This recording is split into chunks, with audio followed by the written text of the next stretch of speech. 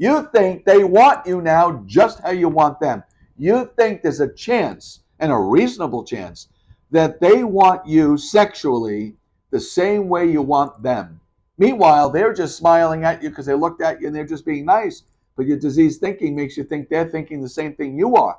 Now you might follow them in the gym and eventually go over to the same piece of equipment and start a conversation and feel them out even further. And they're totally oblivious to what you're thinking.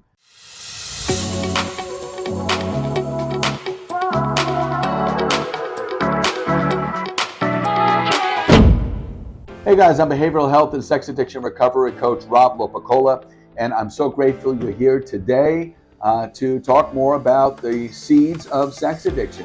This is a 6-week series talking about the seeds of sex addiction, and there are 6 particular seeds that feed your sex addiction. If you are courageously battling with sex addiction or compulsive sexual behavior, and you're putting your marriage, your career, your future, your health, your reputation at risk, and you're looking to change and transform your life so you can thrive as a healthy individual and learn healthy sexual expression, free from the shame and the guilt and the isolation of it, subscribe to my channel. I post a new video here every Tuesday to offer strategies and techniques to help you improve your life and gain a certain level of self-mastery so you can free yourself from the horrific grip of what you've been battling with for so long, sex addiction.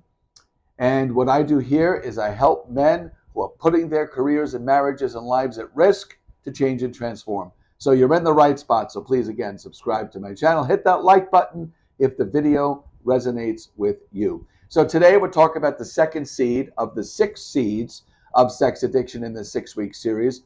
The first seed we talked about last week was negative internal dialogue, that negative internal conversation, poor self-image, talking down to yourself.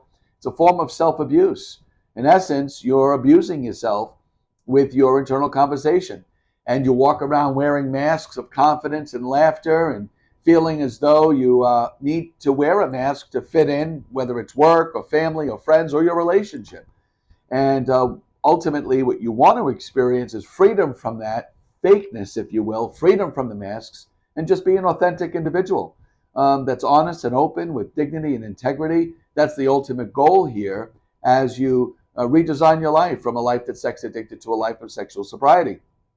But that negative internal dialogue, that self-abuse, is a horrific way of living. And I lived that way for many, many years myself. So I get it, I hear you, and I understand. And what we want to do is understand the problem, because it's hard to fix a problem if you don't know what it is. And these 6 seeds are basically, in essence, 6 problems of the sex addict. So the first one, again, last week was that negative internal dialogue. Seed number 2 in the 6-week series is called diseased thinking. Yes. Now, it kind of goes hand in hand with that negative internal dialogue, but the diseased thinking is a little bit deeper, a little more intense, and really has to do with your belief system, has to do with how you believe things to be in your reality, things to be in your world, in your thinking, as opposed to negative internal dialogue. The diseased thinking is about core beliefs you have. So, for example, you may believe truly deep down that you're just not a good person. That's a core belief you have. And you verify that core belief by your behaviors. So when you act out sexually and then you say to yourself, what a horrible person you are, it supports the core belief. It's sort of like the self-fulfilling prophecy. You're going to fulfill the prophecy of yourself by your core belief. Does that make sense? So if you believe something, you're going to act in line with that to support that belief. And a lot of us do that. And if you think that you're a bad person or you're not a good person, that's truly one of your diseased thinking attributes, that you're unworthy and not a good person. You may, in essence, act out in ways to prove that. And then you say to yourself, see, I'm really not a good person, because a good person wouldn't do that. So now you act in line with that belief. And one of the things you want to do as you transform your life with a new design for living, you change your belief system, ultimately changing your core beliefs. And you need someone to help you do that, because most people don't know what their core beliefs are. You have to come to learn what they are through strategies and techniques. Then when you know what those core beliefs are, then we see if we can validate those core beliefs and then start to change those core beliefs. Once you change your core beliefs, you change your attitude, you change your behaviors, you change your life. So that's one of the goals. But one of the diseased thinking that you may have is to think that you're not a good person, that you're a bad person.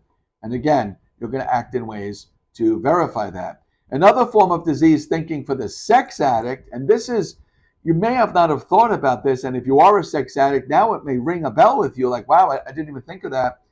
The diseased thinking is you think other people have a similar thought pattern as you.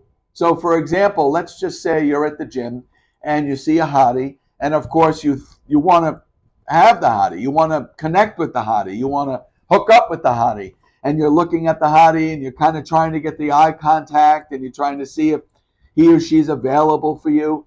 Then once they look at you, even if it's for 3 seconds, they look at you, maybe they smile and maybe they're just being nice, but you now, because of your diseased thinking, you think they want you now just how you want them.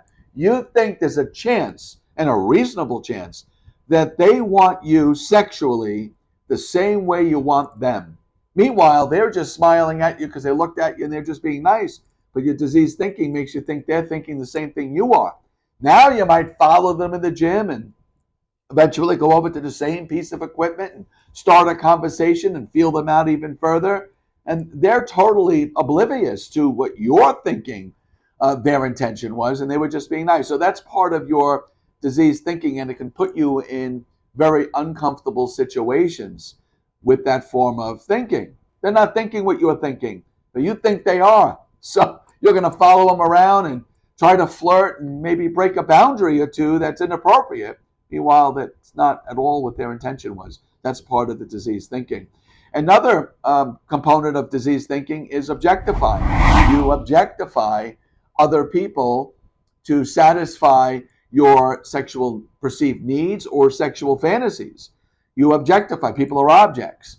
And what happens when you objectify people is, and you go through years and years and years of objectifying in your sex addiction, you start to lose interest in people that don't satisfy or fulfill your objectification needs, your perceived needs.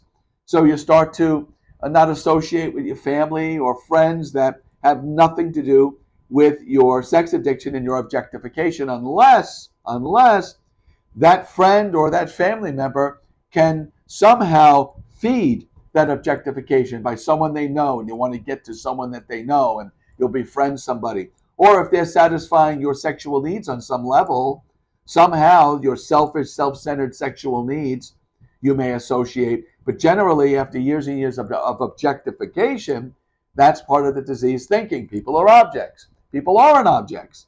People have feelings. People cry. People get sick. People feel lonely. And other people that are also craving sexual activity like you, they're broken like you. They're lonely like you. They're trapped in an addiction like you. They need help like you. So, the whole treating others as objects is a diseased way of thinking. People are not objects. But we do that in sex addiction. That's a form of diseased thinking.